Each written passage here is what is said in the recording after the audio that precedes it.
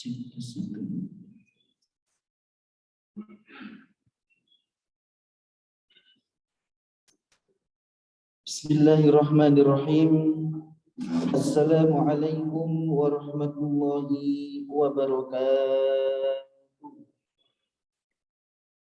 Alhamdulillahi rabbil alamin. Wa bihi nasta'inu ala umuri dunya waddin. Wassalatu wassalamu ala asyrafil anbiya'i wal mursalin. Wa ala alihi wa sahbihi wa barik wa sallim ajma'in, amma ba'du. Yang sama-sama kita hormati segenap pengurus DKM Al-Muhajirin, yang sama-sama kita hormati guru kita Kiai Haji Amang Syafruddin LCMM. Alhamdulillah beliau telah hadir bersama kita. Tak lupa kepada para jemaah sekalian, jemaah salat subuh Masjid Al-Muhajirin yang dirahmati Allah Subhanahu wa taala.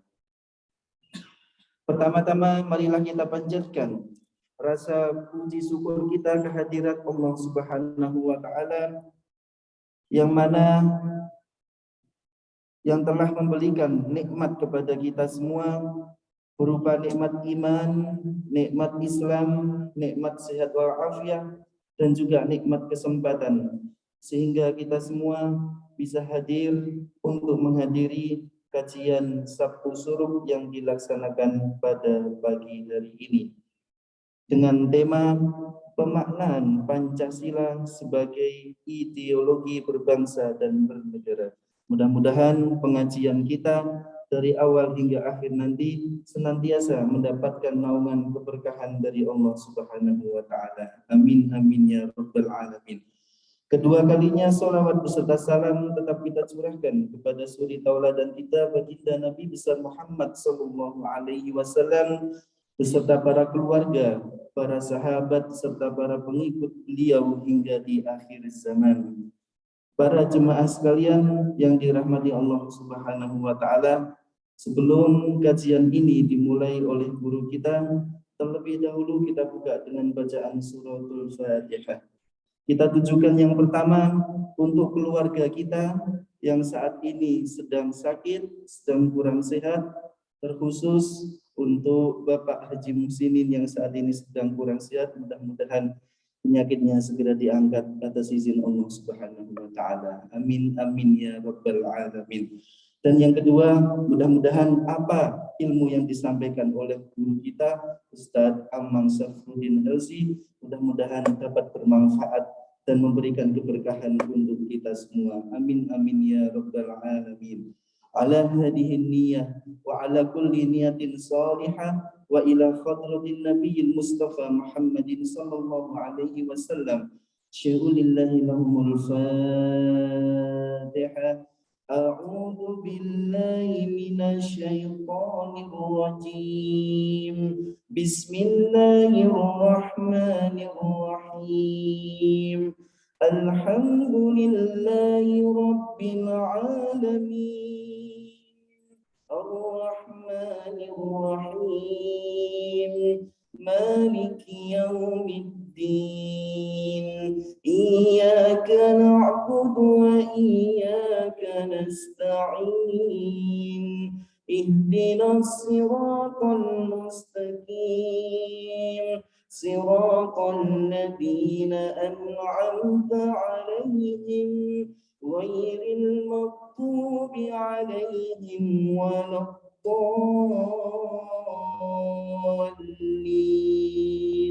Amin. Terima kasih kepada para jemaah sekalian, baik yang mengikuti via online di aplikasi Zoom maupun jemaah yang ada di Masjid Al-Muhajirin.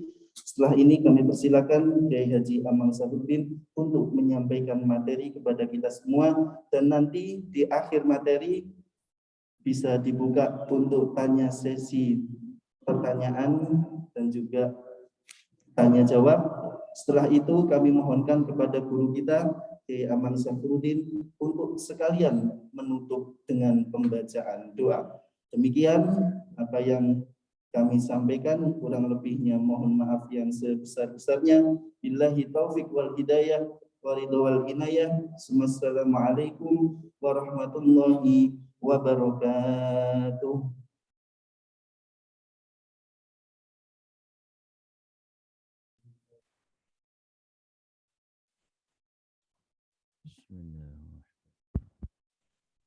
Assalamualaikum warahmatullahi wabarakatuh.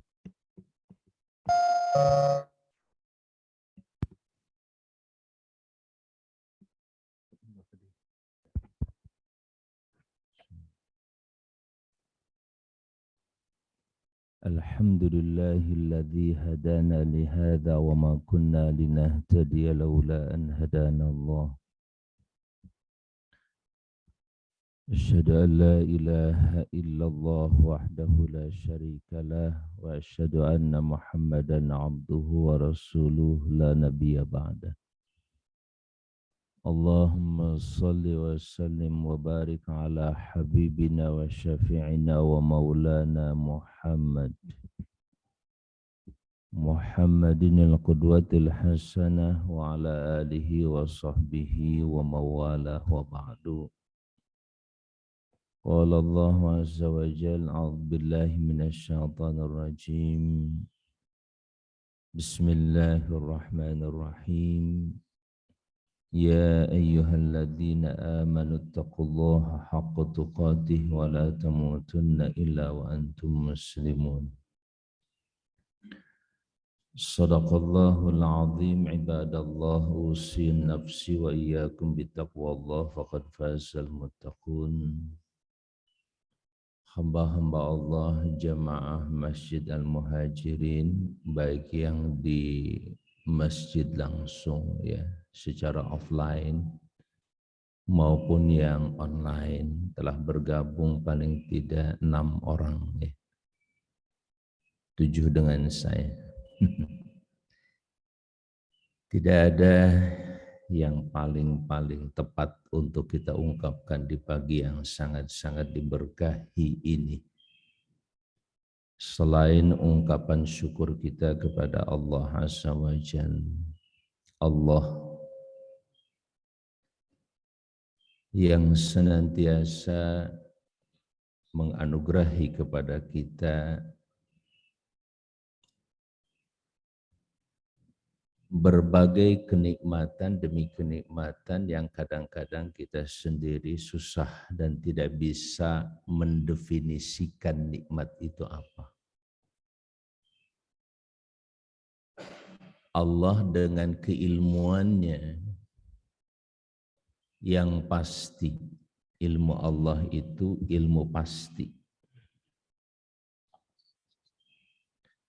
Kepastian Allah dalam ilmunya ditentukan oleh status dan kedudukan Allah itu sebagai Sang Pencipta.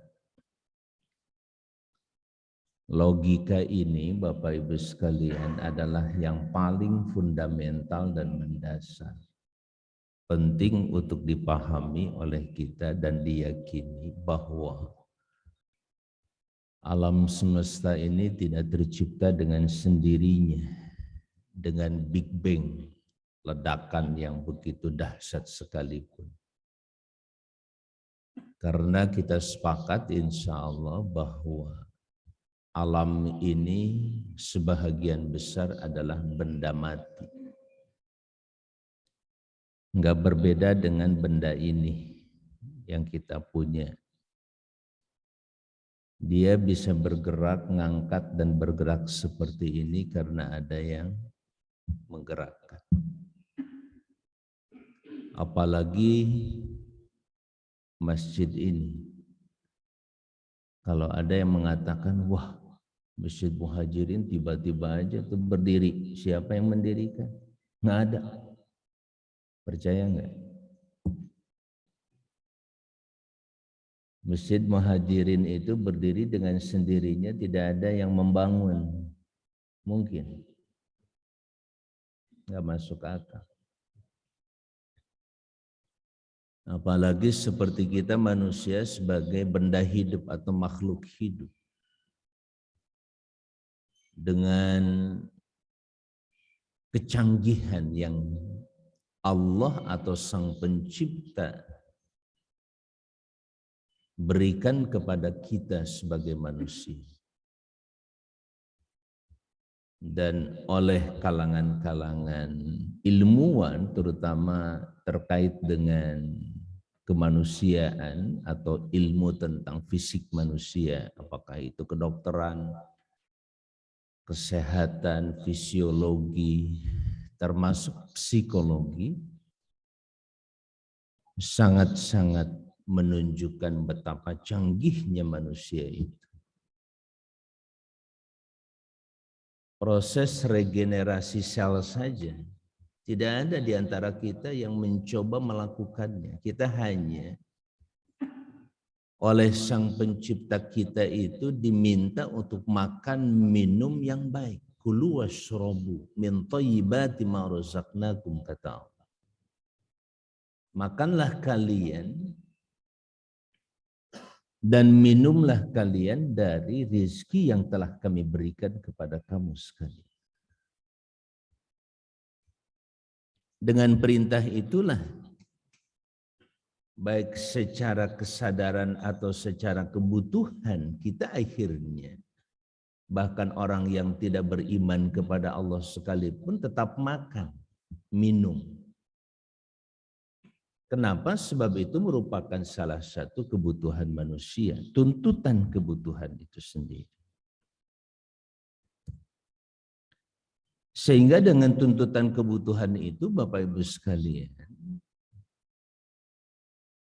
seluruh umat manusia di setiap zaman dan tempat, 1000 tahun, 2000 tahun, 3000 tahun, 5000 tahun yang lalu, mungkin sampai sekian tahun yang akan datang juga sama. Mereka didorong oleh hasrat dan nafsunya, mereka harus makan dan minum. Nah, Bapak Ibu sekalian, dari makanan minuman itulah kemudian diciptakan namanya saripati makanan atau saripati tanah. Dari saripati tanah itulah kita diciptakan sebagai manusia. Nah, sampai detik ini tidak ada satupun yang mengklaim dirinya Sang Pencipta dan yang menciptakannya, kecuali Allah. Karena terlalu beresiko kalau saya mengaku saya pencipta diri saya sendiri. Mana buktinya? Perlu pembuktian. Dan Allah dengan sangat-sangat jelas menyatakan, la raiba fihi, tidak ada kesangsian. Tidak perlu diragukan ketika Allah mengatakan khaliqu kulli syai', Allah adalah pencipta segala sesuatu. Kenapa tidak ada kesangsian? Karena Allah telah menunjukkan bukti-buktinya bahwa Dia adalah Sang Pencipta. Bapak Ibu yang saya muliakan, saya mulai dari sini ngobrolnya ya.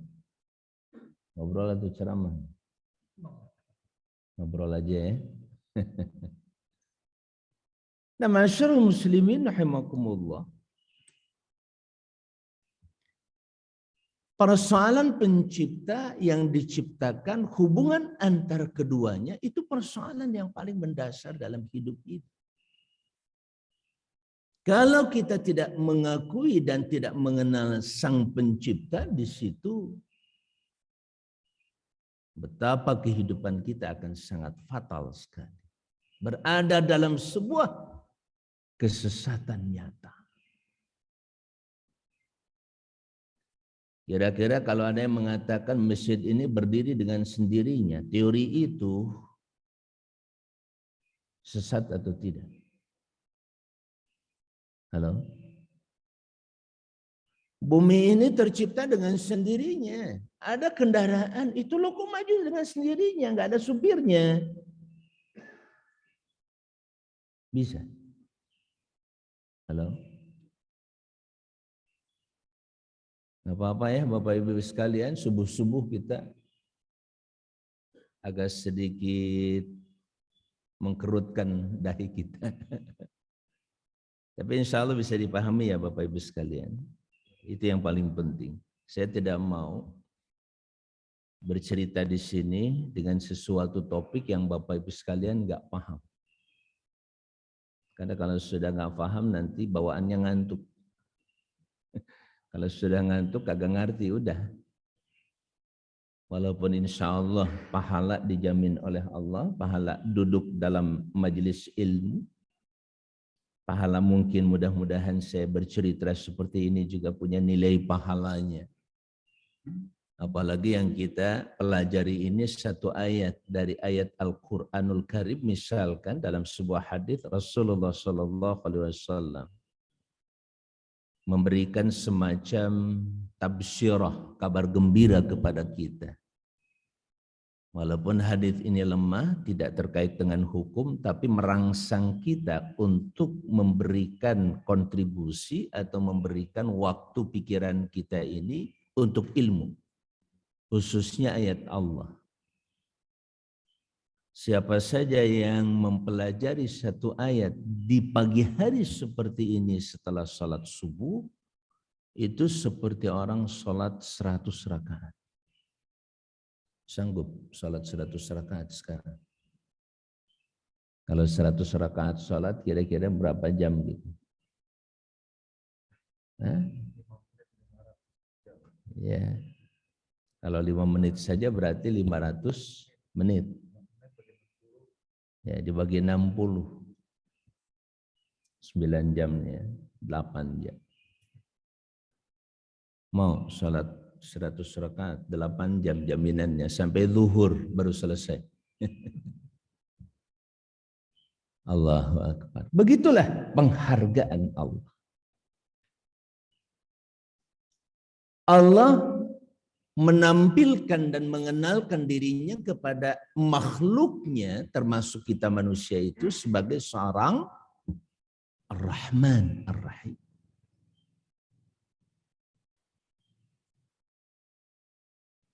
Nah, masyaallah muslimin rahimakumullah, Ustaz, judul kita tentang pemaknaan Pancasila dalam berbangsa dan bernegara, atau sebagai ideologi berbangsa dan bernegara.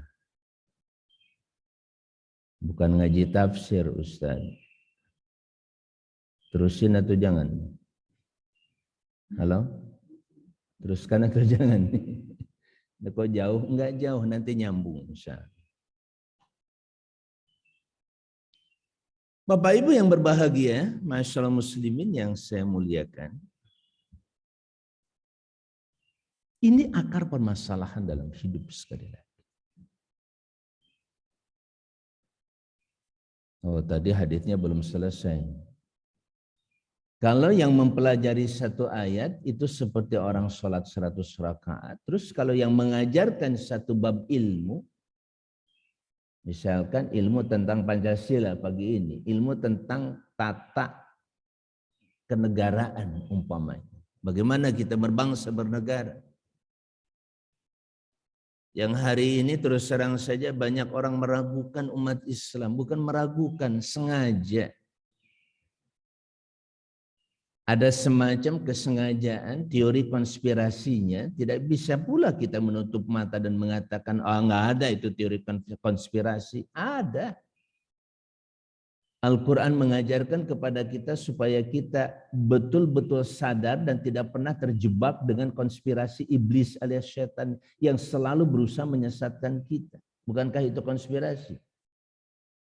Pernah ngelihat iblis? Setan.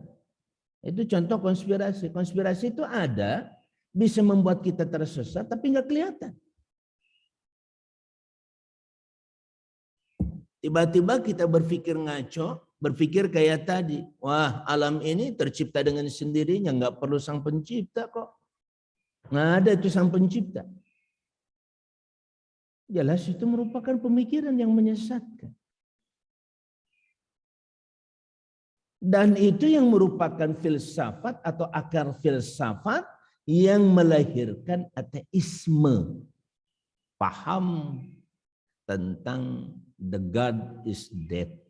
Tuhan telah mati. Akar filsafatnya dari situ. Dan sepanjang hidup manusia, filsafat seperti itu sudah ada.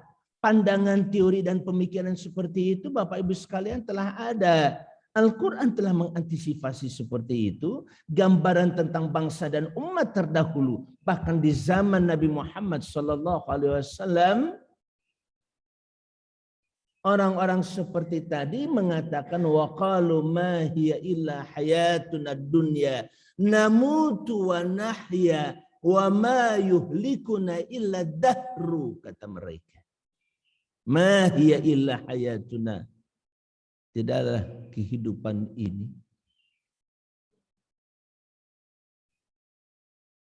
kecuali hanyalah dunia.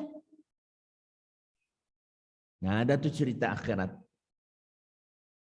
Sampai konon ada seseorang, ya, ketua partai mengatakan, emang akhirat ada?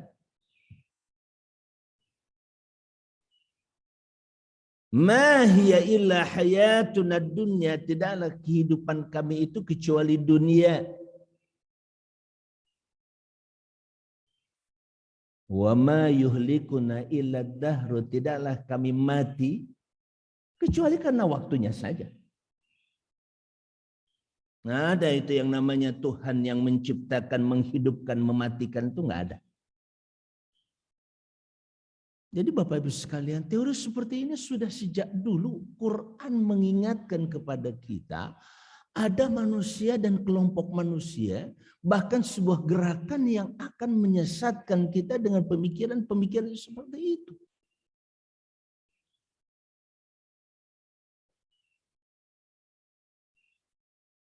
Jadi sudah dipastikan yang pertama, ketika negara kita membangun dan dibangun di atas Pancasila, di mana sila yang pertama adalah ketuhanan yang Maha Esa, menegaskan bahwa negara ini bukan negara ateis,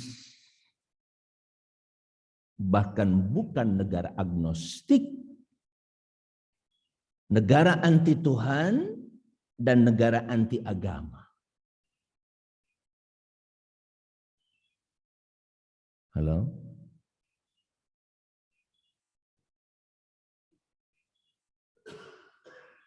Para pendiri negara ini, puncaknya adalah para perumus Pancasila. Para pendiri jangan dilihat cuman sejak kemerdekaan dikumandangkan. Tetapi yang berintis seperti Pangeran Diponegoro, Imam Bonjol, kemudian terus bahkan sebelum-sebelumnya Fatahillah. Sampai kepada masa-masa kebangkitan nasional di tahun 1908. Kemudian lahirlah Muhammadiyah tahun 1912. Berikutnya lahir Nahdlatul Ulama tahun 1926. Seperti itulah negara ini dibangun. Diskusi HOS Cokro Aminoto tentang ketatanegaraan, tentang kebangsaan itu sudah begitu mendahului pemikiran-pemikiran kita. Kemudian mengerucut kepada Sumpah Pemuda. Yang saat itu kita disebut Nusantara dengan berbagai macam kekuasaan termasuk kesultanan-kesultanan. Kemarin kami hadir bertemu dengan para sultan. Masih ada. Kerajaan-kerajaan di Indonesia dan sultan-sultan yang begitu berjasa, Bapak Ibu sekalian, menyerahkan negaranya. Bayangkan, Siak itu waktu itu adalah sebuah kesultanan yang punya kekuasaan kenegaraan. Kan para sultan itu representasi dari sebuah negara. Termasuk Kesultanan Yogyakarta. Mereka dengan sangat legowo, dengan penuh hati nurani menyerahkan kekuasaannya untuk bergabung dalam satu wadah namanya Indonesia.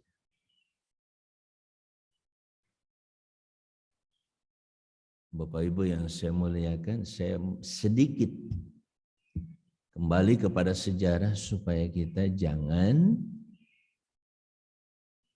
berjas merah katanya. Ya. Jangan suka melupakan sejarah. Karena sejarah ini Bapak Ibu sekalian merupakan bukti adanya fakta dari sebuah peristiwa. Belakangan kan agak rame juga ya. Hilangnya Indorama.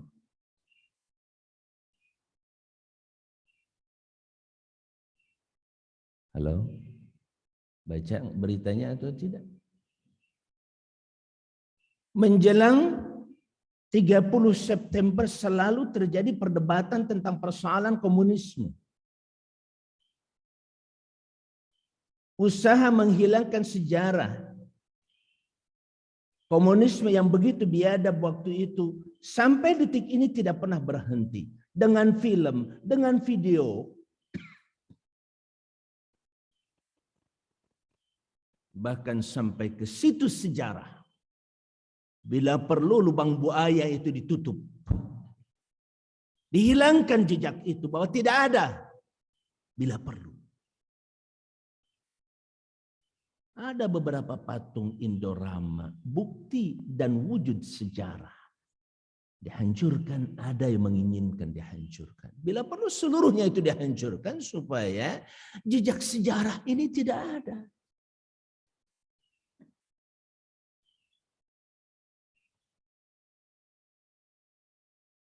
Kira-kira itu sengaja atau tidak sengaja? Halo? Bapak Ibu yang ada di online sengaja atau enggak sengaja itu kira-kira?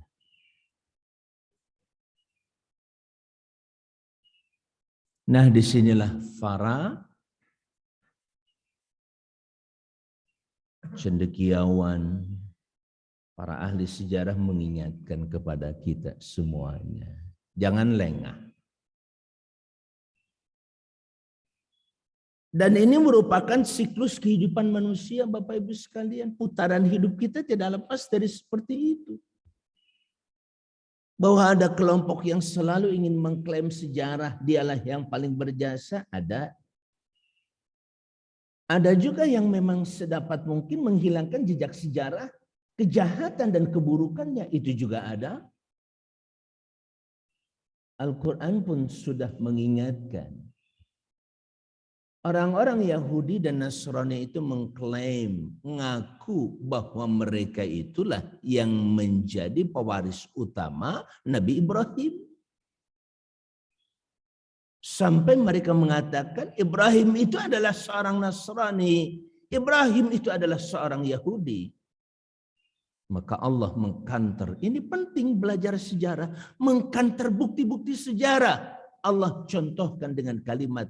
Makana Ibrahimu Yahudiyya wala Nasraniyya. Ibrahim bukan seorang Yahudi dan bukan pula seorang Nasrani. Karena Nabi Ibrahim itu ayahanda mereka. Belum ada namanya faham Nasrani maupun faham Yahudi waktu itu belum ada. Nabi Ibrahim itu mewarisi faham, ideologi dan keyakinan dari ayahandanya, dari nenek moyangnya Nabiullah Nuh di antaranya. Dan tentu saja Nabiullah Adam. Sampai kepada Ismail dan Ishak juga belum muncul namanya faham. Apalagi agama Yahudi atau Nasrani. Belum muncul. Sampai masa Nabi Yusuf juga belum ada. Baru muncul istilah Yahudiyun, Nasraniyun itu kan belakangan-belakangan aja. Sekian abad, beberapa abad sebelum Masehi dan sesudah Masehi muncul namanya Nasrani. Bahkan oleh Allah ditegaskan Seluruh agama waktu itu akarnya adalah Islam.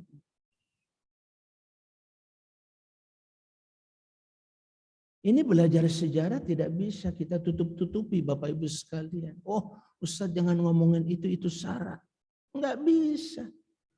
Belajar sejarah itu tidak ada syarat. Belajar sejarah itu adalah sebuah fakta kehidupan. Yang terpenting cara kita mensikapinya. Walaupun kita berhak mengklaim sebagai bangsa dan umat yang paling berjasa terhadap kemerdekaan dan tegaknya NKRI. Itu tidak berarti bahwa kita harus mengusir orang lain. Itu kemudian kita tidak toleran terhadap orang lain. Tidak toleran terhadap agama yang lain. Karena Quran sudah mengajarkan kepada kita betapa toleransi itu begitu indah. Dengan satu surah.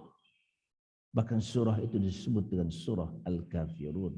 Orang-orang yang menentang dan tidak mau tunduk patuh kepada Allah alias orang kafir. Diberikan haknya, coba baca kalimatnya. Qul ya ayyuhal kafir. Katakan wahai orang-orang kafir. Yang mau mempertahankan dirinya tetap tertutup dan tidak mau menerima ajaran Islam. Gak apa-apa. Tapi maaf, la a'budu ma ta'budu. Jangan paksa kami menyembah kalian. Atau menyembah apa yang kalian sembah. Wala antum abiduna ma a'bud. Sebagaimana kalian juga tidak mungkin menyembah apa yang saya sembah. Wala ana abidum ma abadtum. Lihat toleransi. Ada paksaan atau enggak di situ? Halo? Ada paksaan atau tidak? Serahkan masing-masing. Bahkan terhadap persoalan yang sangat substantif dalam hidup. Yang paling mendasar dalam hidup itu kan persoalan ibadah. Karena manusia itu diciptakan oleh Allah sebagai bangsa atau umat yang lemah. Kelemahan itu membuat manusia bergantung pada yang lain. Ketergantungan itu bisa berkembang jadi perhambaan dan perbudakan. Makanya Allah ingatkan. Karena kalian sama-sama manusia, kalian sama-sama makhluk. Jangan saling memperbudak. Cukup kalian jadi budakku kata Allah. Cukup kalian jadi hambaku. Tidak perlu menjadi hamba selain aku. Sehingga kita dengan siapapun manusianya. Dengan statusnya sebagai seorang kepala negara atau raja. Sama. Kita hanya terikat oleh sebuah sistem dan aturan. Dia kepala negara, kita rakyat. Dia pejabat, kita rakyat. Di situ ada aturan main. Dan kita tunduk dengan aturan itu. Tapi prinsipnya jangan sampai saling memperbudak satu sama lain. Halo?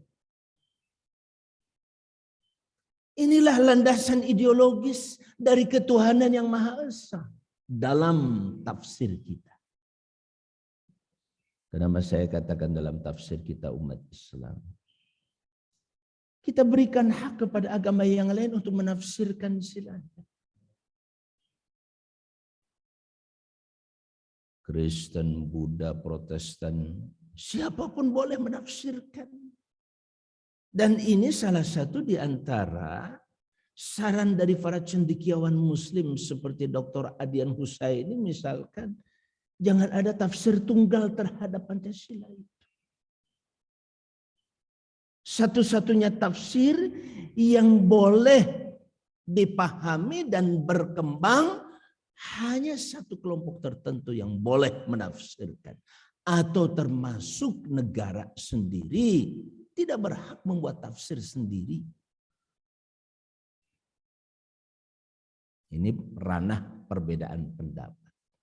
Kita akui. Dan terus terang saja Bapak Ibu sekalian, bicara Pancasila itu jauh lebih terbuka ketika kita bicara tentang tafsir Pancasila itu dikembalikan kepada bangsa dan negeri ini. Hanya saja kita punya koridor. Koridor kita itu logika. Pikiran rasionalitas kita. Bisa enggak ketuhanan yang Maha Esa itu ditafsirkan dengan anti Tuhan? Oh, maksudnya ketuhanan yang Maha Esa itu adalah anti Tuhan. Bisa? Halo? Begitu pengertiannya.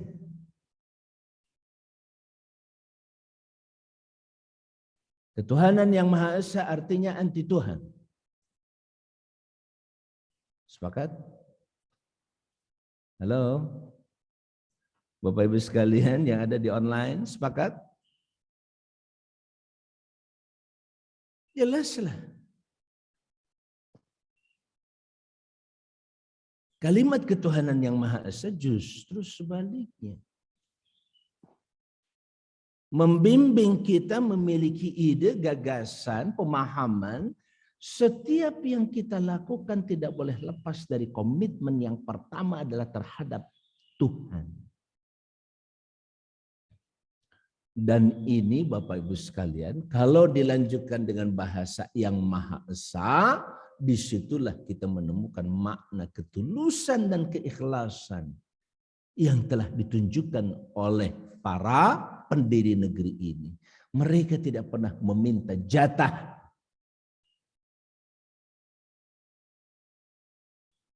Bahkan sekedar menjadi pahlawan nasional atau gelar pahlawan nasional, mereka nggak pernah minta. Jasa tim perumus yang 9 termasuk Bung Karno di dalamnya dan para ulama yang 4 lagi nasionalis. Mereka tidak pernah meminta jatah.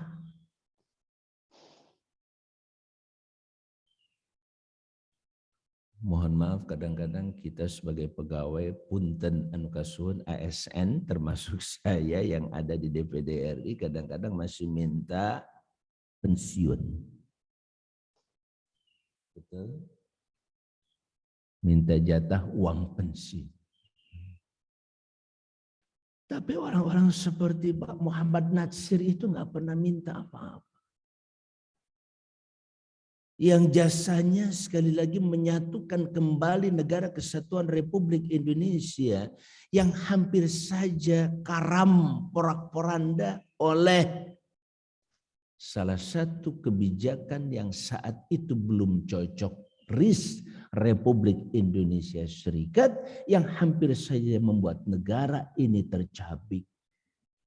Pak Muhammad Natsir dengan mosi integralnya bangkit, bergerak, berjalan terus keliling Indonesia dengan transportasi yang sederhana waktu itu.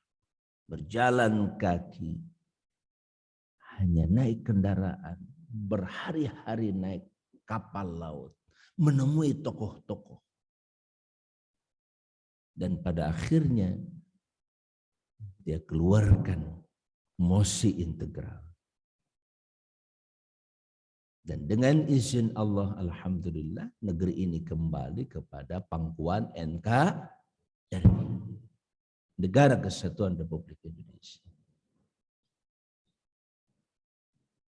Nah, Bapak Ibu yang saya muliakan, kita berangkat dari sini saja. Karena nanti baik konstitusi, undang-undang dasar negara Republik Indonesia, bahkan seluruh undang-undang yang lain pun harus berpijak kepada yang 5 ini. Pertama tentang ketuhanan. Tidak ada satupun undang-undang apalagi konstitusi yang tidak berlandaskan ketuhanan. Enggak mengakui aturan ketuhanan.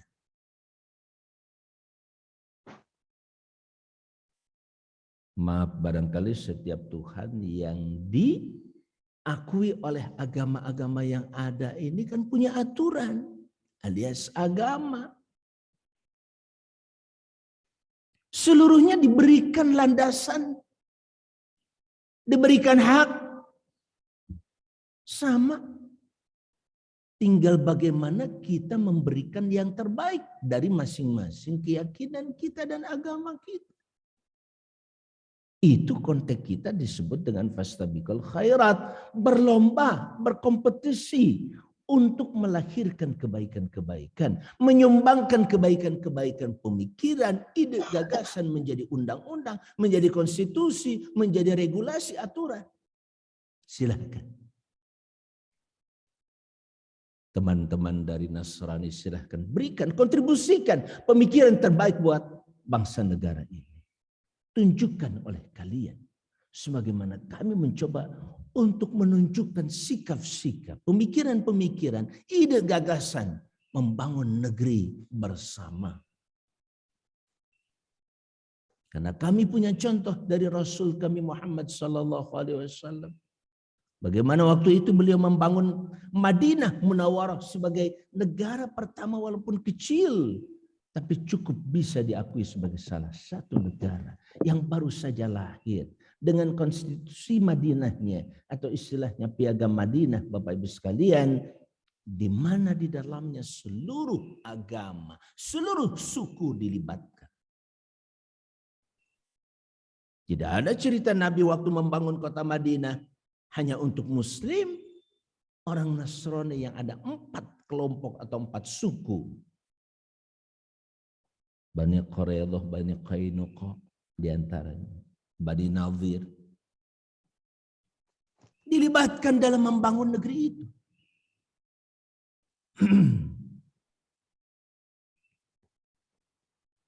Sampai mereka melakukan tindakan yang inkonstitusional.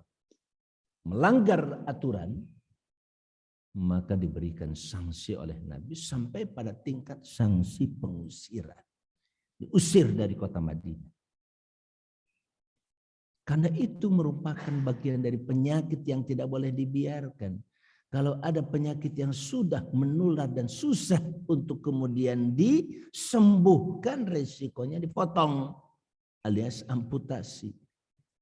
Begitupun penyakit sosial, penyakit negara, ada kelompok yang ingin memisahkan diri. Bahkan ketika mereka kekeh ingin memisahkan diri dengan rekayasa atau tanpa rekayasa, Bapak Ibu sekalian, sebuah bagian provinsi waktu itu Timor Leste, kita pun berani untuk mengambil keputusan melepas bagian dari tubuh kita itu. Timor Leste kemudian tegak berdiri hari ini menjadi sebuah negara. Kurang apa? Sikap kenegarawanan para pemimpin waktu itu, termasuk mohon maaf Pak Habibie, terlepas daripada apakah ijtihad beliau itu salah atau tidak. Yang jelas itu sudah dalam sebuah keputusan bersama, di mana MPR pun setuju waktu itu sebagai wakil rakyat kita untuk memutuskan hasil referendum. Timor Leste lepas dari negara kesatuan Republik Indonesia.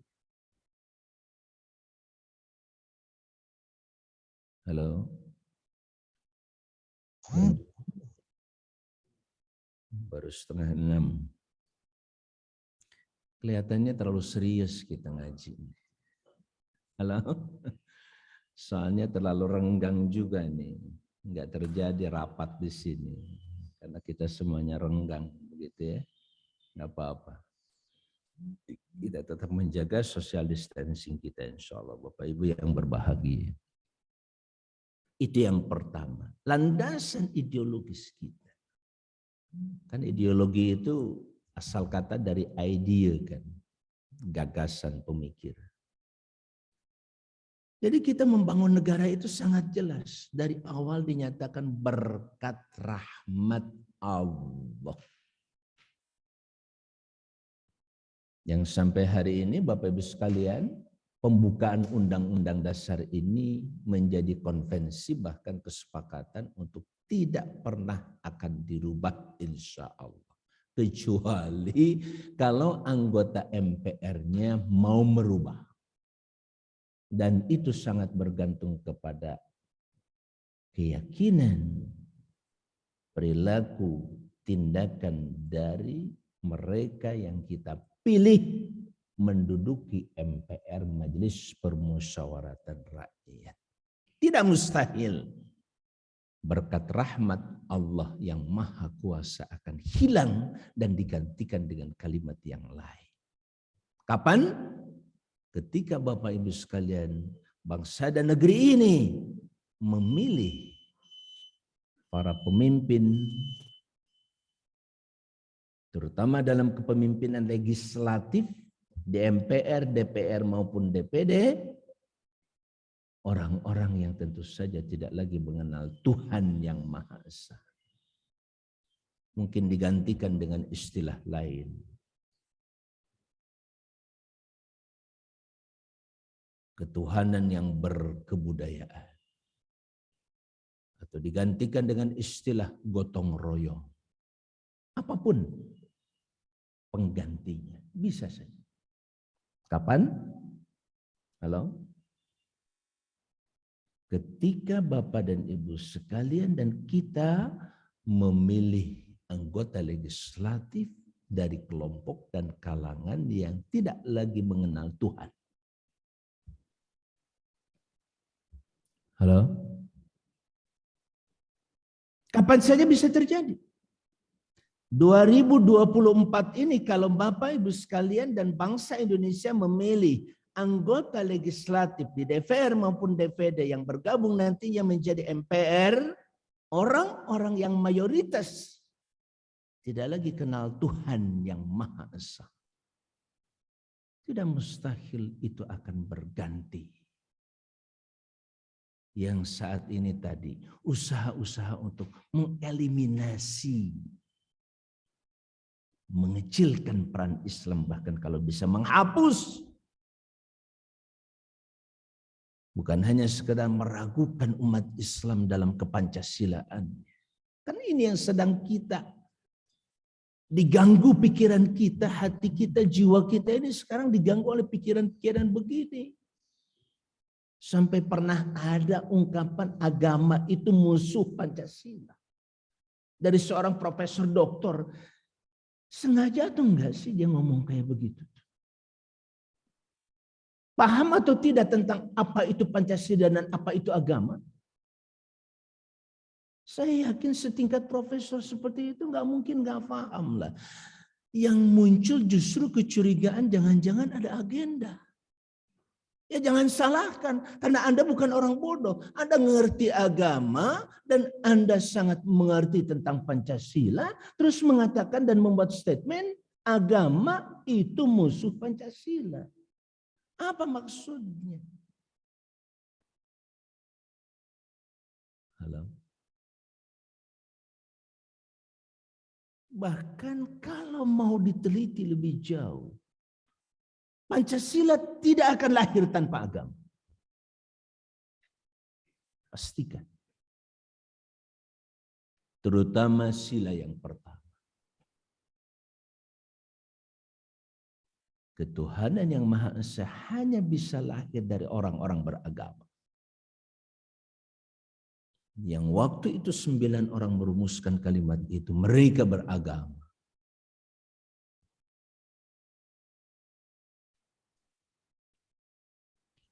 Halo, lanjut. Ini baru nomor 1. Lanjut.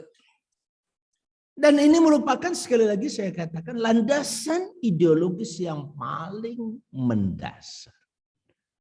Kalau ibarat pohon itu akar pancarnya ke bawah, itulah ketuhanan yang Maha Esa. Baru buah dari ketuhanan yang Maha Esa bukan buah.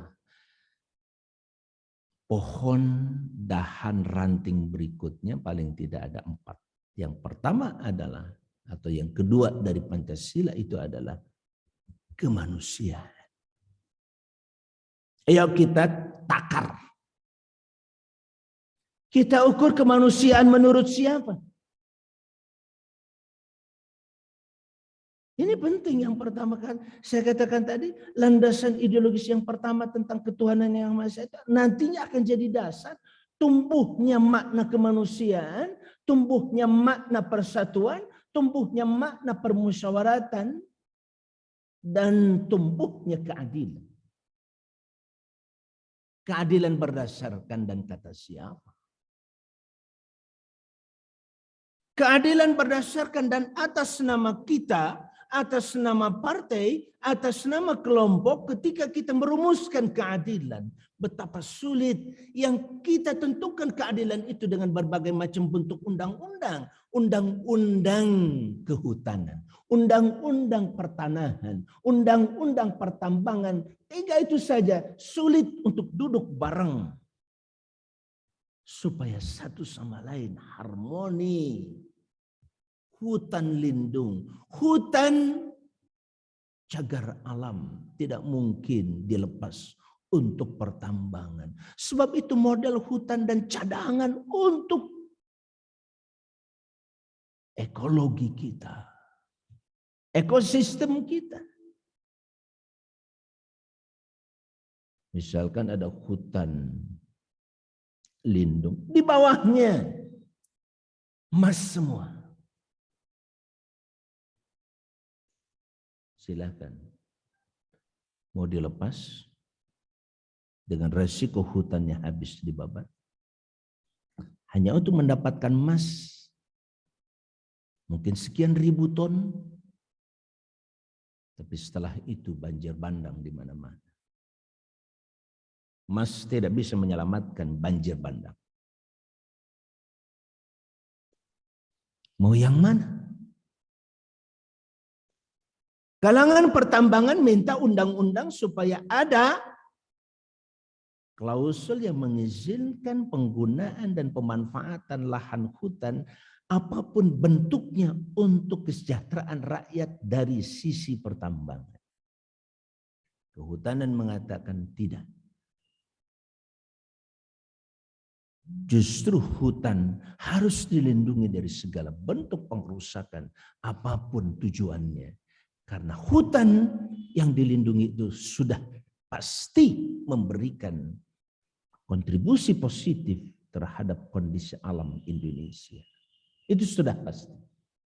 Sementara tambang belum tentu pasti. Belum lagi perebutan tambang. Siapa yang akan mengeksploitasi? Siapa yang diuntungkan kita tidak pernah tahu.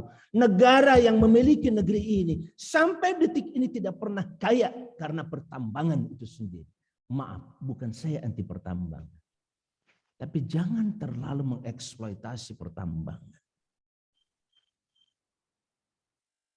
Lakukan secara seimbang. Kawasan-kawasan laut yang sangat kaya dengan pasir besi, Bapak Ibu sekalian. Selatan Jawa Barat itu pantainya kaya dengan pasir besi dan sekaligus emas, titanium. Tapi kalau dieksploitasi habis-habisan, apa yang bakal terjadi? Abrasi. Bahkan kita akan kehilangan yang namanya nuansa laut yang indah sebagai potensi sumber daya alam untuk wisata. Hilang. Disitulah perlunya duduk kompromi kita. Bapak Ibu sekalian, siapa yang akan mengkompromikan? Di mana titik kompromi itu? Titik kompromi ada pada aturan regulasi. Mulai dari konstitusi, undang-undang sampai kepada peraturan pemerintah. Peraturan presiden, perpres. Ke bawahnya, pergub, perda sampai ke bawah. Disitulah titik kompromi kita. Itulah sila yang keempat. Permusyawaratan yang dipimpin, tapi oleh hikmah kebijaksanaan.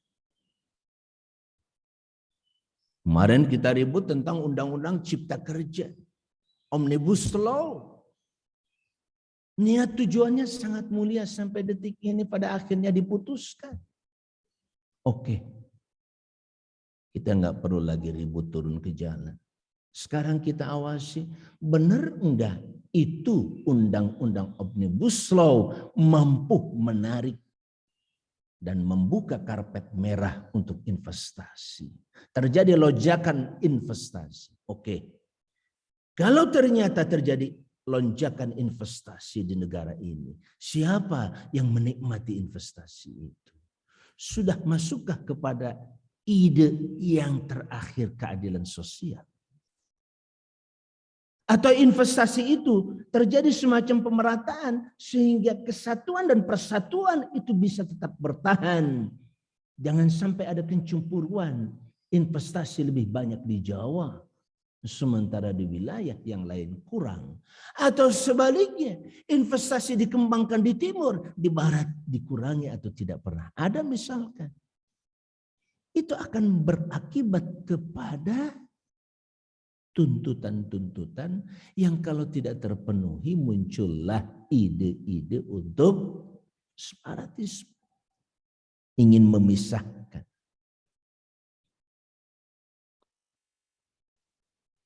Salah satu contoh saudara-saudara kita di Papua. Sampai detik ini mereka mengatakan kami bukan yang dimaksud dengan otonomi khusus itu bukan kami dibanjiri dengan duit. Bukan itu. Duit besar banyak tapi kami tidak punya kewenangan untuk apa. Itu juga tuntutan sebahagian saudara-saudara kita di sana. Halo? Sudah masuk pada judul atau belum nih dari tadi? Sudah. Hah? Sudah. Bu? Udah masuk ya? Memaknai saya kata. Memaknainya sebagai ideologi. Yuk berangkat dari situ.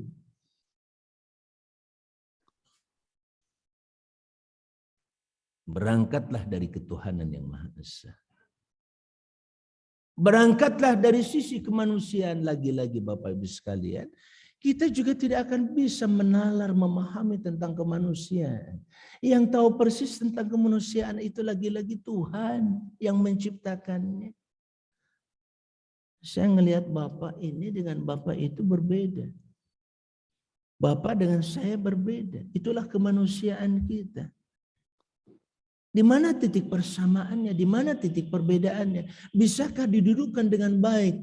Kita kadang-kadang tidak bisa. Mengkompromikan perbedaan kita tidak mungkin. Tuhan yang menciptakan kita, mempertemukan kita dalam satu kata misalkan hamba. Jadilah kalian hambaku kata Allah. Jangan jadi hamba bapak ini, bapak itu, bapak ini, akang itu, ustad ini, ustad itu, jangan. Raja ini, raja itu, jangan. Kemanusiaan itu terlalu mulia untuk direndahkan atas nama perbudakan. Makanya itu menjadi statement kita di dalam Undang-Undang Dasar alias konstitusi kita. Karena perbudakan itu menjadi akar penjajahan. Seakan-akan aku adalah bangsa terbaik. Jauh lebih hebat daripada bangsa yang lain.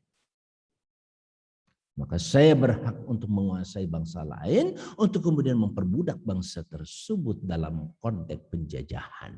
Dan itu sudah pernah terjadi. Bahkan hari ini masih ada sekelompok negara ingin menguasai negara lain. Konteksnya bukan untuk memakmurkan, tapi sama dengan masa lalu. Ingin menjajah dan menguasainya, serta merendahkan penduduk di negeri yang ditaklukkannya itu. Atas nama apapun hari ini. Pakai pendekatan militer atau pendekatan ekonomi. Dijajah secara ekonomi. Sama aja kan?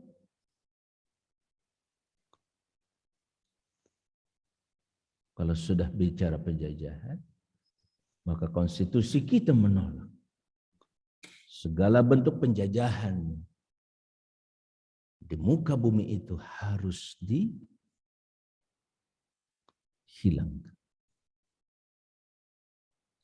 Dan kita punya komitmen, ide besar kita, tidak boleh ada penjajahan. Makanya ketika kita melihat Gaza selama ini dijajah Israel, kita tidak pernah bisa diam. Dimanapun Bukan hanya terkait dengan orang muslim. Dimanapun bentuk penjajahan, kita adalah yang siap terdepan untuk melawan segala bentuk penjajahan. Setuju? Dan itu ideologi Pancasila yang kita paham.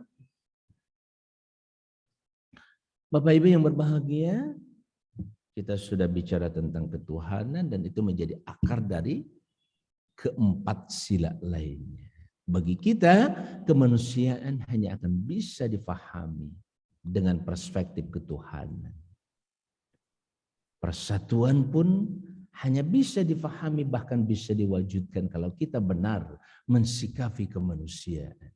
Maaf, walaupun atas nama agama Islam dengan ayat atau sunnah, tapi dalam tafsir dan pemahamannya keliru, mohon maaf, terkait dengan kemanusiaan dan sikap terhadap manusia yang berbeda pandangan pendapat bahkan agama, itu juga bisa menimbulkan kesalahan fatal. Itu yang kemudian hari ini kerap kita dituduh sebagai kelompok radikalis atau paham radikalisme berasal dari agama, termasuk Islam di antaranya. Terorisme itu adalah lahir dari agama. Itu mungkin yang mengatakan bahwa agama itu musuh Pancasila.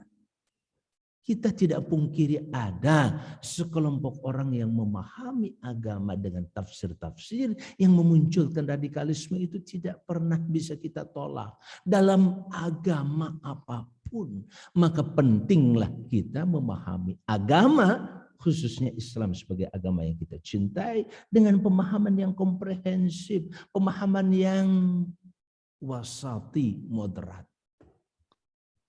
Wa kadzalika ja'alnakum ummatan wasata, karena Allah telah menjadikan kita sebagai umat yang di tengah-tengah, umat yang objektif, umat yang moderat. Apa moderat itu, Ustaz? Perlu ngaji 1 jam lagi. Mau diterusin sekarang atau mau nanti aja? Halo, nanti aja ya. Jadi moderat itu juga perlu dipahami dengan baik.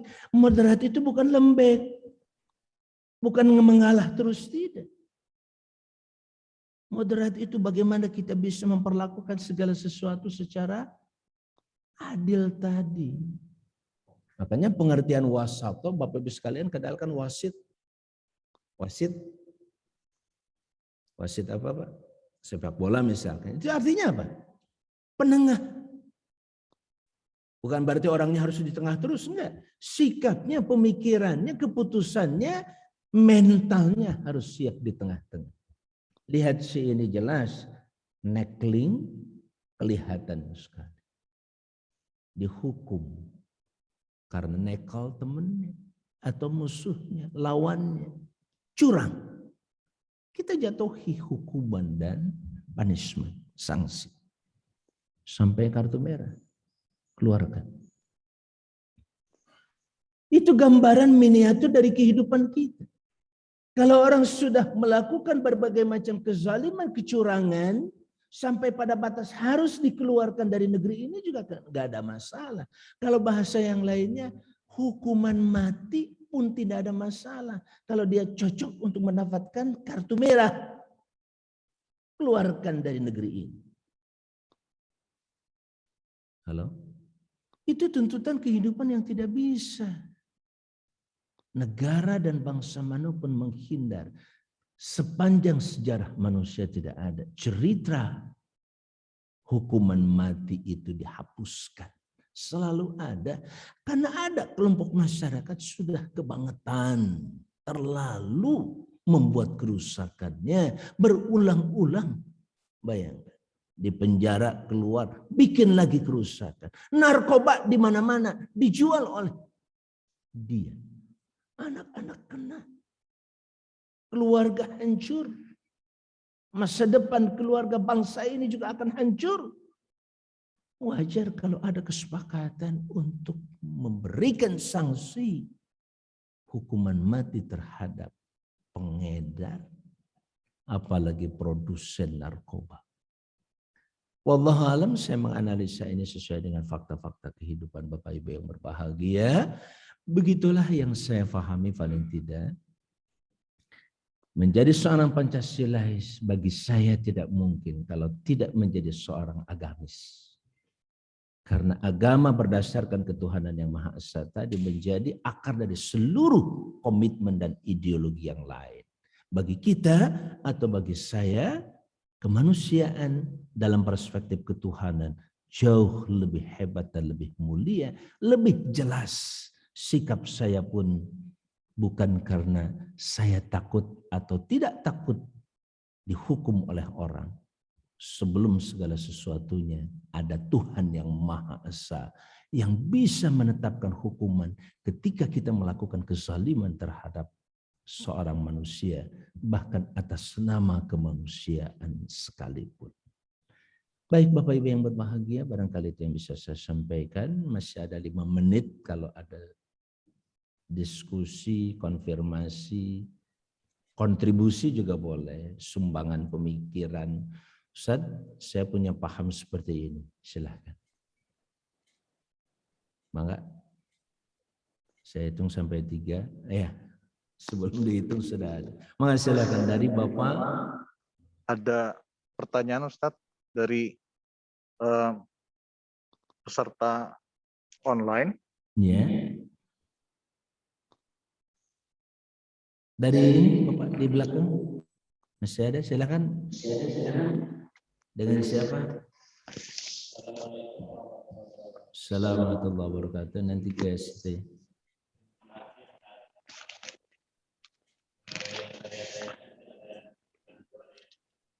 Yang banyak-banyak.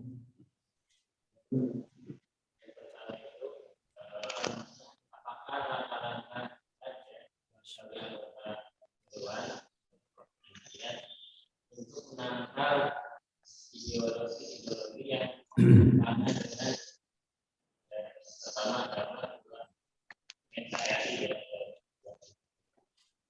yang kedua apa namanya paham atau komunis ya. Kalau dalam segi partai itu cuma kalau partai banyak, apalagi di kota-kota besar itu kantoran banyak sekali ya dia ada apa namanya KTP-nya atau agamanya Islam atau agama-agama yang lain, tapi dalam segi pemikirannya dia. Nah itu gimana caranya untuk menangkal pemikiran tersebut, apalagi untuk generasi muda ya gampang sekali apa namanya dia mengikuti perkembangan zaman dengan membaca media online dan lain-lain. Terima kasih.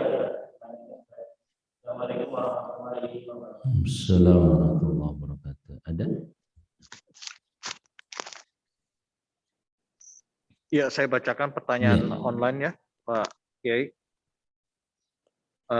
Pertanyaan adalah, Assalamualaikum warahmatullahi wabarakatuh. Assalamualaikum. Sistem pemerintahan khilafah ada minhajin nubuah di dalam hadis, menunjukkan kedekatan dengan sistem demokrasi, terutama yang diimplementasikan di Indonesia. Hal ini merujuk pada relasi yang terbangun antara pemimpin dengan rakyatnya adalah relasi kesetaraan, bukan relasi atasan bawahan yang bisa menerima kritik yang baik, bukan kritik yang menghujat.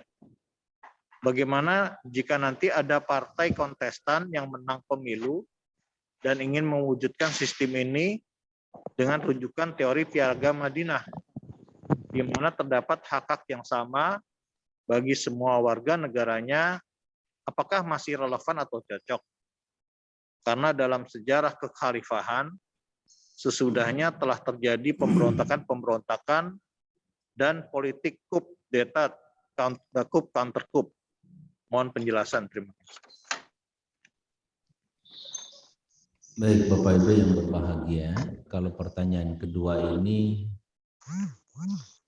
kerap kali kita temukan dalam tes ya, termasuk KPK kemarin.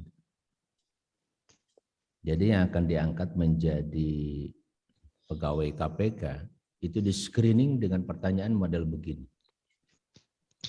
Dibenturkannya itu dengan persoalan khilafah, dengan persoalan radikalisme, dengan persoalan jihad, persoalan jilbab. Ternyata belakangan testing jadi dosen di UI saja, screening model ini masuk. Mudah-mudahan ini bukan screening buat saya nanti. Kalau saya salah jawab misalkan, wah ini contoh radikalisme, Ustadz radikal ini modelnya, itu bisa begitu. Halo, insya Allah pertanyaan ini sangat-sangat tulus saya kira untuk menggambarkan. Untuk menjawabnya masuk pada yang pertanyaan kedua dari Pak siapa tadi? Pak Yana ya. Yang pertama dulu Pak Yana kaitan dengan Dewan. Alhamdulillah wa syukurillah hari ini Bapak Ibu sekalian relatif dalam konteks ideologi kita masih aman. Ideologi Pancasila. Terutama yang Pancasila. Bukan Trisila, bukan Trisula atau bukan Ekasila. Pancasila yang sekarang ini relatif masih aman. Kenapa? Sebagian besar anggota DPR MPR, anggota DPR DPD yang itu merupakan anggota MPR. Jadi MPR itu terdiri dari 2 anggota. DPD dan DPR sama sederajat kedudukannya. Bedanya kalau DPR itu representasi rakyat, kalau DPD daerah. Daerah itu maksudnya provinsi. Dari setiap provinsi dipilih 4 orang. Termasuk saya dari Provinsi Jawa Barat. Mungkin Bapak Ibu sekalian ada yang milih saya kemarin. Bagi yang nggak kenal mungkin pilih yang lain begitu ya. Nah Bapak Ibu yang berbahagia, sampai hari ini kita juga punya program di MPR itu dengan istilah 4 pilar. Pertahanan dan ketahanan kita untuk mempertahankan salah satu tab MPR yang melarang komunisme di negeri ini masih cukup baik, alhamdulillah. Tapi saya katakan tidak mustahil suatu ketika terjadi saat kita bangsa ini siapapun terutama umat Islam dan umat agama lain lengah terhadap berbagai permainan politik, khususnya politik uang, politik pencitraan yang menyeret kita kepada pada akhirnya bisa salah dan keliru. Halo? Kalau kesalahan itu terjadi, tanpa sadar kita mengantarkan seseorang menjadi anggota DPD atau anggota DPR yang selanjutnya menjadi anggota MPR, di MPR itulah konstitusi diputuskan. Dibuatnya itu di MPR. DPD, DPR sama. Ikut serta memutuskan. DPD tidak membuat undang-undang itu ketika dipisah. Tapi saat bersatu di MPR sama. Salah satu produk undang-undang paling mendasar itu adalah undang-undang dasar. Itu adanya di MPR. Negeri ini mau kemana? Bapak Ibu sekalian tergantung konstitusinya. Negeri ini mau seperti apa bentuknya? Bentuk pemerintahan, mau NKRI, tadi misalkan mau bentuknya kerajaan, mau bentuknya khilafah, atau mau bentuknya kesultanan, tergantung anggota MPR. Dalam konteks ketatanegaraan. Bahkan sampai mau bentuknya negara sekuler, negara komunis, tergantung anggota DPR, MPR. Halo? Tentu bagi kita yang punya keyakinan kepada Tuhan, setelah Tuhan yang Maha Kuasa Allah Subhanahu wa Ta'ala. Kemudian tergantung kita. Nah, alhamdulillah Pak Yana, program MPR itu ada 4 pilar tadi. 4 pilar itu terkait dengan Pancasila, kemudian 4 pilar kebangsaan ya, walaupun terjadi perdebatan istilah pilar. Karena Pancasila kan bukan pilar, Pancasila itu kan fondasi. Kenapa dimasukkan pilar? Terlepas dari perdebatan itu. Tapi yang paling penting 4 landasan ini penting dipahami dan sangat baik. Bahkan di dalam di perguruan tinggi ya Bapak Ibu sekalian, kita juga belajar namanya PPKN. PPKN itu juga substansinya tidak lepas dari 4 hal ini. Pertama tentang Pancasila, yang kedua tentang Undang-Undang Dasar, yang ketiga tentang NKRI, bentuk negara Kesatuan Republik Indonesia, ya, dan yang terakhir adalah kebinekaan alias Bhinneka Tunggal Ika. Nah, program ini sampai hari ini cukup berlanjut terus, alhamdulillah sudah 3 periode ya kalau nggak salah itu. Terus sosialisasi 4 pilar ini terus di mana-mana dengan anggaran yang cukup baik ya. Tetapi belum menjangkau seluruh bangsa dan negeri. Tapi paling tidak gerakan ini sudah menggambarkan penyadaran. Saya yakin dengan penyadaran ini masuk kepada jawaban yang kedua, penyadaran melalui pendidikan politik yang baik dan benar.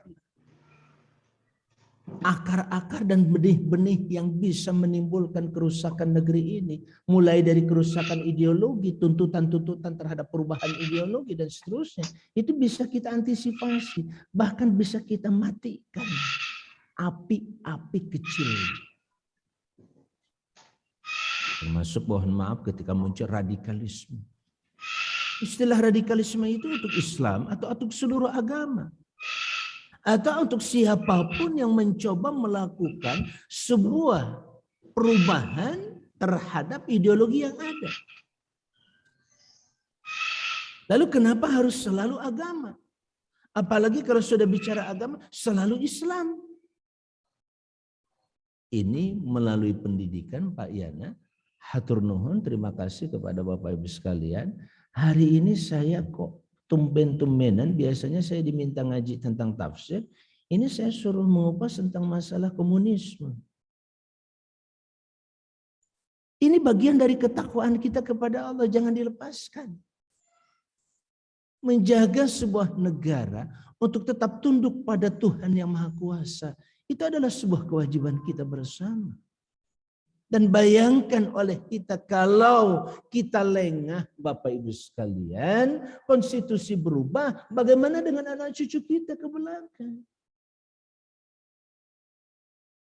Cucu kita nanti ke depan itu sudah tidak lagi mengenal Tuhan. Hari ini saja tidak sedikit di antara mereka yang senang menjadi ateis atau komunis. Dan dia muslim, anak seorang muslim. Kenapa? Tidak paham. Yang difaham adalah tentang apa yang ada sekarang. Ini yang kau nikmati, ini yang ada. Yang tidak ada nggak usah kau pikirkan. Yang tidak ada itu maksudnya tidak ada di benak pikiran atau nggak kelihatan. Kan itu harus dianalisa lagi. Pendidikanlah yang akan menjawab itu insya Allah, Bapak Ibu yang berbahagia. Walaupun lama, kita bersyukur pada Allah. Sistem pendidikan nasional kita ini hasil perjuangan yang panjang Bapak Ibu sekalian.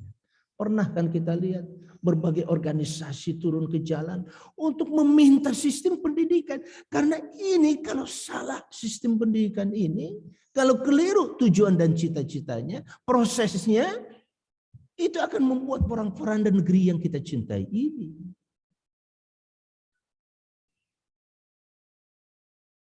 Belakangan mulai lagi. Dibangkitkanlah. Maaf ya, di awal reformasi kita sudah tidak mau memperdulikan persoalan komunisme.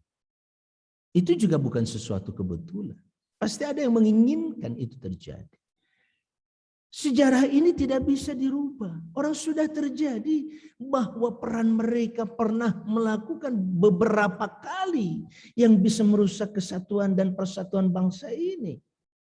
Itu ada kok faktanya nyata. Cuman nanti yang agak sedikit membingungkan itu, komunisme dan ateisme itu dua hal yang berbeda. Ateisme itu lebih kepada faham yang terkait dengan keagamaan anti Tuhan, tidak bertuhan. Kalau komunisme itu lebih kepada paham bagaimana kita mengelola sebuah bangsa dan negara. Bisa dengan ateisme, bisa juga dengan yang lain. Mungkin ada istilah nanti komunisme religius. Halo? Komunisme, paham komunisme tapi religius. Dasarnya orang berjilbab terlibat di dalamnya. Kalau cita-cita komunisme itu untuk mensejahterakan rakyat, tidak ada di situ namanya pembantaian, penghinaan, pembunuhan terhadap para ulama, para pendeta dan lain sebagainya. Mungkin paham itu juga tidak terlalu radikal. Paham yang kalau betul-betul untuk pemerataan kesejahteraan kan mulia. Betul tidak? Tapi dalam konteks kemuliaan itu harus membunuh pejabat, kemudian membantai jenderal. Loh, ini apa yang dimaksud dengan ideologi ini? Halo? Kalau persoalannya adalah diktatorisme, diktator. Tapi diktatorisme yang ternyata kata mereka tidak sedikit dosen UI ada sebuah tulisan yang pro dengan penggabungan antara kapitalisme dan komunisme. Ideologinya adalah komunisme seperti yang dikerjakan oleh Cina hari ini. Dengan komunisme mereka jadi hebat, kemudian bisa menguasai dunia. Padahal diktatorisme itu sangat-sangat luar biasa di situ, tapi mereka mampu membawa negaranya menjadi negara kuat. Apakah itu salah? Bingung-bingung. Udah ya, nanti makin bingung kesananya. Bapak Ibu yang berbahagia. Saya ingin sampaikan dalam forum ini, bagaimana kita terus dengan melalui pendidikan, dakwah dan lain sebagainya, kita perlu memahami duduk persoalan secara objektif. Termasuk tadi, kalau saja komunisme dari sisi paham dan pemikiran, jika bercita-cita ingin mensejahterakan rakyat dan keadilan buat masyarakat dan rakyatnya, apa salah? Apalagi khilafah yang landasannya beragama. Apalagi jihad fisabilillah. Yang tidak boleh itu adalah jihad yang membantai orang, membunuh orang, meledakkan bom di satu tempat di mana orang itu tidak jelas dosa dan kesalahannya. Dalam konteks pengrusakan terhadap orang lain, urusan bahwa dia punya tanggung jawab terhadap Tuhannya masing-masing itu terserah kepada dia. Tapi kalau tidak melakukan pengrusakan di lingkungannya, tiba-tiba kemudian kita ledakkan, kita bunuh dan kita bantai, itu mana jihad yang perlu dikoreksi. Sebagaimana khilafah juga, ketika khilafah itu misalkan mencegah yang lainnya, tidak ada demokrasi dalam khilafah, itu juga perlu kita duduk bareng, kita diskusi. Khilafah itu model sebuah pemerintahan atau sistem atau mekanisme sama dengan demokrasi. Demokrasi itu tujuan atau hanya sarana? Halo? Demokrasi itu kalau menurut saya kan merupakan mekanisme, cara dan sarana membangun kekuasaan yang kuat. Melalui apa? Melalui rakyat. Kembalikan kekuasaan ke rakyat. Rakyat yang menentukan siapa yang akan berkuasa alias diberi amanat untuk mengelola negara. Diberi kekuasaan oleh siapa? Oleh rakyat. Siapa yang memberi? Rakyat. Kenapa? Karena rakyat yang punya kekuasaan. Pemikiran itulah dalam konteks demokrasi.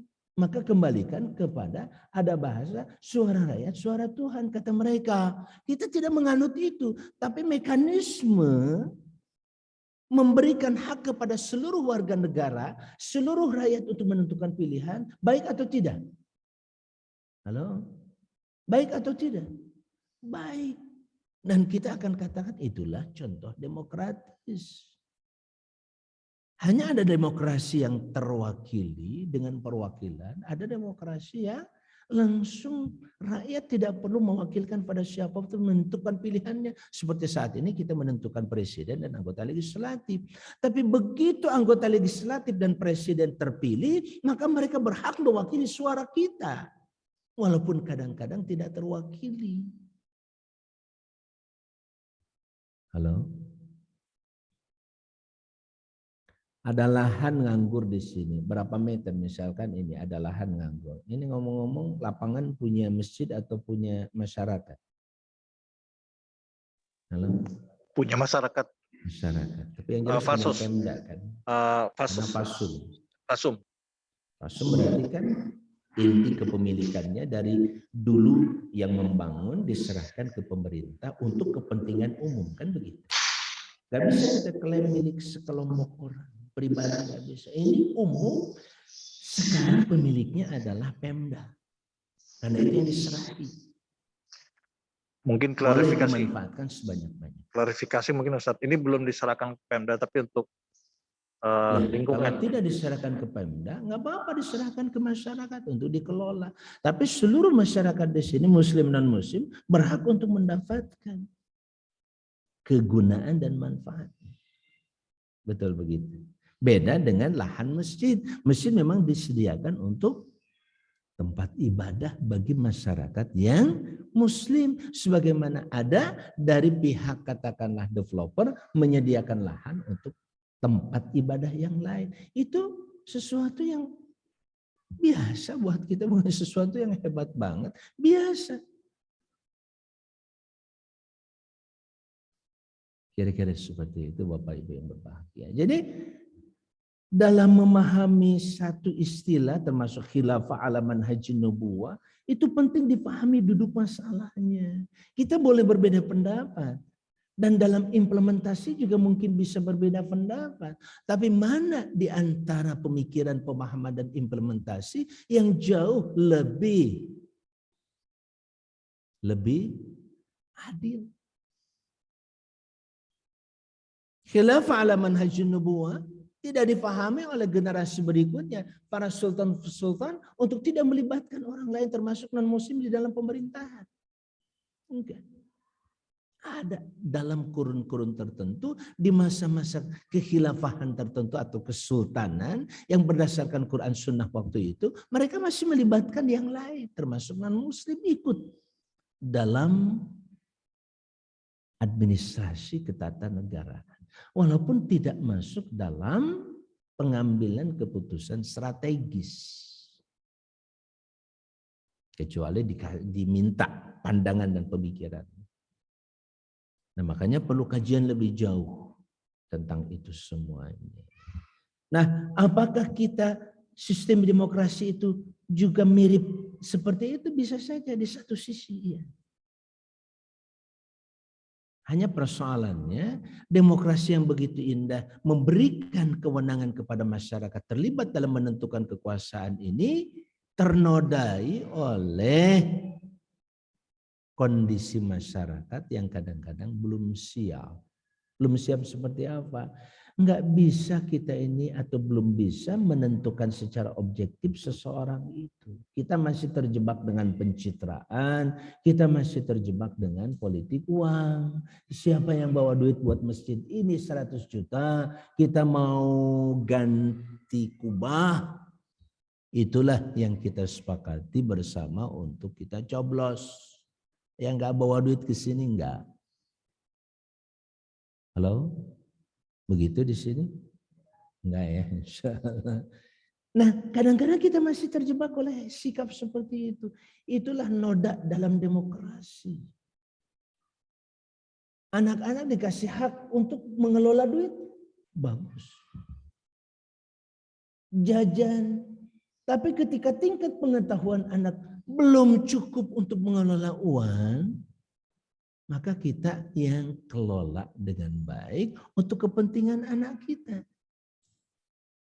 Nah, disitulah barangkali, zaman Bung Karno dan zaman Soeharto terutama, itu ada zaman dan kondisi masing-masing. Di awal-awal kita merdeka, kepemimpinan Bung Karno cocok.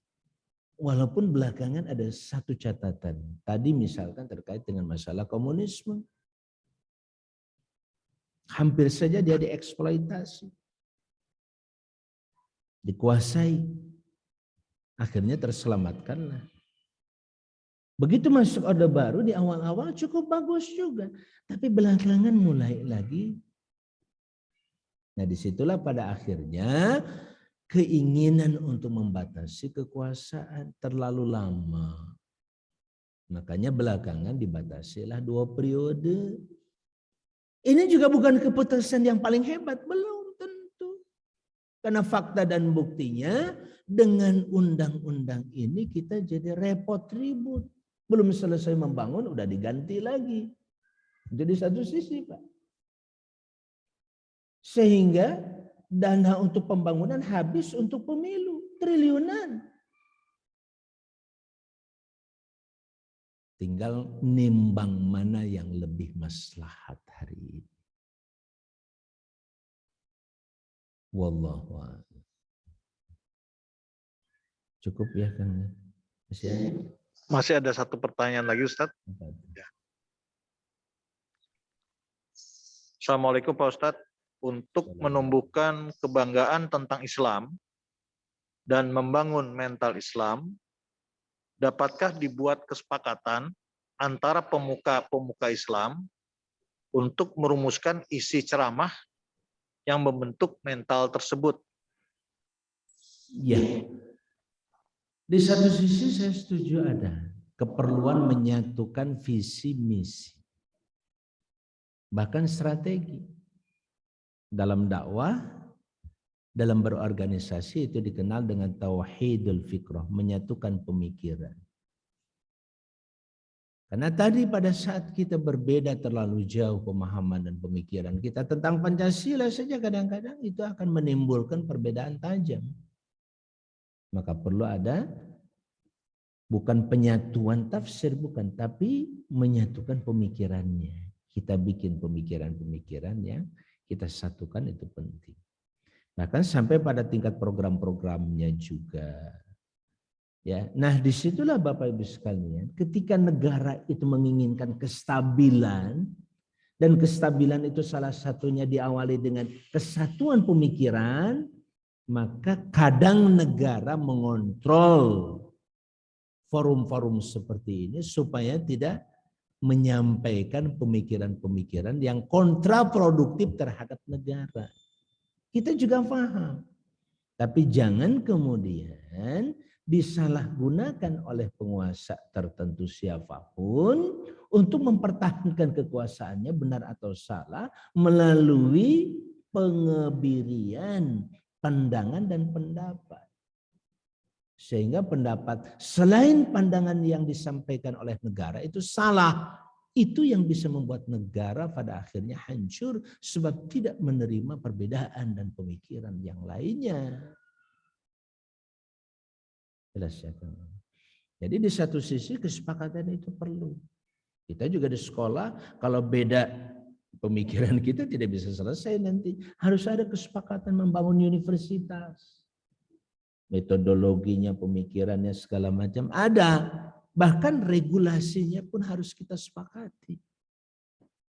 Tapi jangan sepihak. Itu bukan kesepakatan kalau sepihak. Nanti pemerintah bersama DPR MPR merumuskan rumusan-rumusan yang paling tepat tentang masalah kepancasilaan. Makanya kemarin muncullah usulan-usulan untuk membuat semacam haluan. Garis besar haluan negara misalnya. Termasuk haluan terkait dengan masalah Pancasila. Tujuannya sangat baik. Hanya saja dalam kondisi saat ini banyak mengatakan belum tepat kata mereka. Kenapa? Karena masih terjadi berbagai variasi pemikiran yang penting untuk diakomodir sampai nanti mengerucut kepada satu kesepakatan. Kita misalkan dalam kepartaian Bapak Ibu sekalian, dalam kepartaian kita belum bisa sampai mengerucut kedua partai. Dulu pernah ada 3 partai. Tapi itu sangat-sangat apa ya? Sangat dalam tanda petik. Ya kalau dibilang diktator sih enggak juga ya. Tapi top down gitu. Pokoknya cuma 2 atau cuma 3. Dengan berbagai macam rekayasa yang pernah kita alami bersama waktu itu. Nah begitu dibuka lewat reformasi, kita juga kejebak dengan multi partai. Sekarang ini susah menghentikannya. Kalau ada partai yang jelas-jelas tidak mungkin berkembang dan kalah terus, dia tetap ingin eksis. Bahkan bila perlu ganti nama. Mungkin ada suatu saat kesepakatan di mana kita nanti sudah tidak masuk electoral threshold, udah aja. Jadi nanti mengerucut tinggal 8 nanti tinggal 5, mungkin pada akhirnya tinggal 3 lagi, nggak ada masalah. Representasi religi, representasi misalkan nasionalisme, dan representasi dari kelompok-kelompok yang lain yang lebih heterogen, silahkan aja. Tapi bergabung di situ. Tapi sekarang kan yang partai religi saja itu ada sekian banyak partai. Sehingga kekuatannya terpecah. Yang nasionalisme juga seperti itu, ada sekian partai, kekuatannya terpecah. Atau selain itu juga kekuatannya terpecah. Di samping Bapak Ibu sekalian, kalau suara DVD bagaimana sekarang ini supaya kekuasaan itu tidak ada dan terlalu didominasi oleh kekuatan partai. Selain partai mestinya diberi, seperti ormas juga diberi.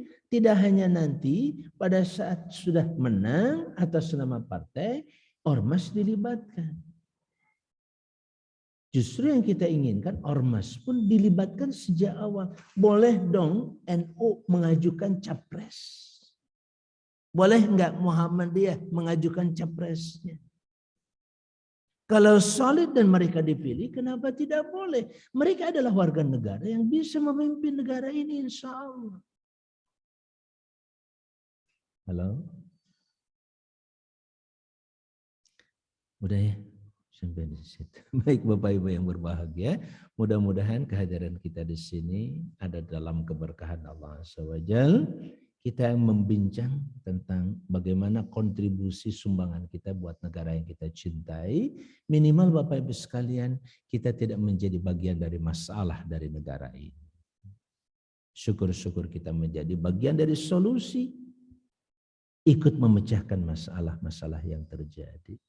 Yang mereka sekarang dengan gerakan komunismenya, kenapa sih harus komunisme? Bahwa Anda menjadi komunis silakan saja. Tapi kita punya aturan main. Dan aturan main ini yang sudah kita sepakati bersama. Kalau memang ingin dirubah silahkan rubah melalui mekanisme yang ada. Seperti amandemen.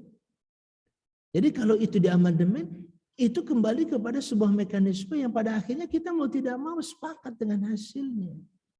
Makanya dari sejak awal antisipasi dengan baik supaya yang duduk dan pengambil keputusan dalam konteks undang-undang dan hukum itu adalah orang-orang yang kita benar-benar yakin akan betul-betul mengawal paling tidak Pancasila yang hari ini sudah merupakan gentleman agreement, kesepakatan yang gentle, hebat. Seluruh agama sudah sepakat, seluruh komponen negara sudah sepakat. Bahwa kemudian muncul generasi hari ini tidak sepakat, bisa saja kita akomodir ketidaksepakatannya di mana. Yuk kita cek dan kita uji pemikirannya.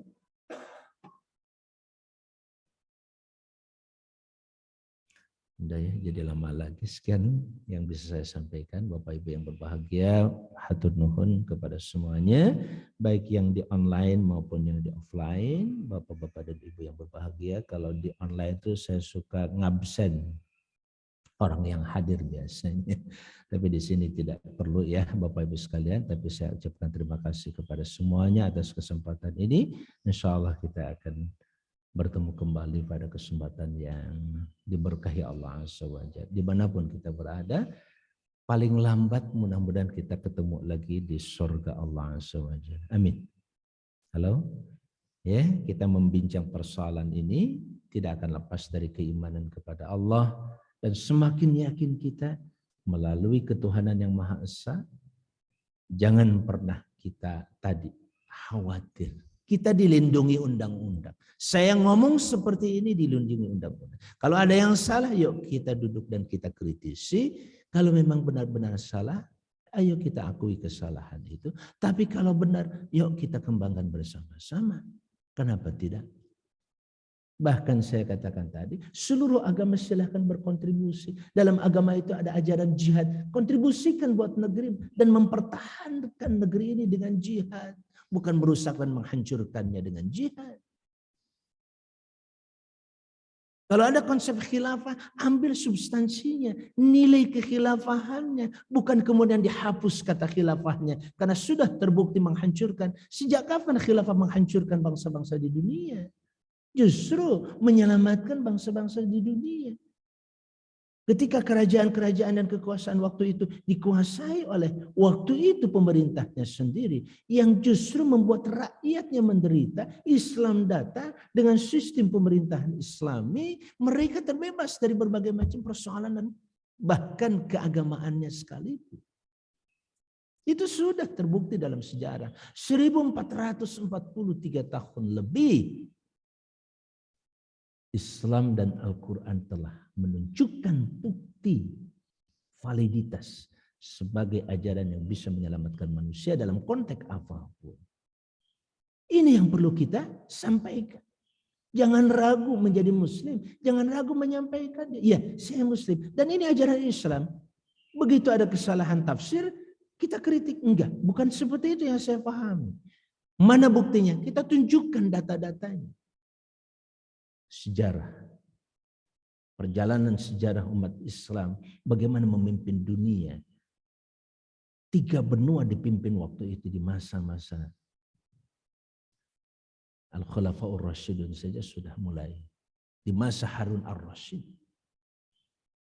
Sampai muncullah penguasa-penguasa yang ingin menghancurkannya, akhirnya terjadilah kehancuran itu. Wallahu alam, hadanallahu wa iyyakum ajma'in. Mohon maaf yang sebesar-besarnya kalau ada hal yang kurang berkenan. Jazakumullahu khair jazaa. Saya cukupkan dan kita tutup saja ya doanya dengan kafar majelis. Subhanakallahumma bihamdika asyhadu an la ilaha illa anta astaghfiruka wa atubu ilaik. Allahumma ya Allah, maha suci Engkau ya Allah. Dengan puji dan syukur itulah kami hadir di tempat ini ya Rabb. Nastaghfiruka, tentunya kami mohon ampun kepadamu ya Allah atas sikap, tindakan, perbuatan hati kami, pikiran kami. Mungkin sikap kami di majelis ini yang tidak berkenan di sisimu ya Allah, maka ampunilah kami ya Rahman Rahim. Nastaghfiruka wa natubu ilaik. Dan pada akhirnya kami bertobat dan kembali kepadamu. Semua yang baik berasal darimu. Dan setiap yang buruk tentu saja kamilah yang harus mempertanggungjawabkannya. Sebelum pertanggungjawaban itu kau minta maafkan dan ampuni kami ya mujibas sa'ilin. Wassalamualaikum warahmatullahi wabarakatuh. Walhamdulillah rabbil alamin. Wassalamualaikum warahmatullahi wabarakatuh. Waalaikumsalam warahmatullahi wabarakatuh. Terima kasih banyak Bapak Kiai Haji Amang Safruddin LC atas pencerahannya. Mudah-mudahan ini semua bermanfaat buat kita semua. Amin ya rabbal alamin. Terima kasih banyak buat bapak-bapak dan ibu-ibu yang sudah menghadiri acara ini, baik secara fisik di Masjid Al-Muhajirin maupun secara online melalui Zoom Cloud Meeting. Kami mohon maaf apabila terdapat banyak kekurangan dalam pelaksanaan acara ini. Billahi taufik wal hidayah. Assalamualaikum warahmatullahi wabarakatuh.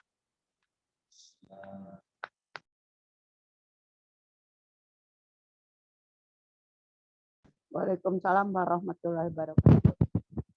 Makasih Pak Ustadz, makasih semua. Assalamualaikum.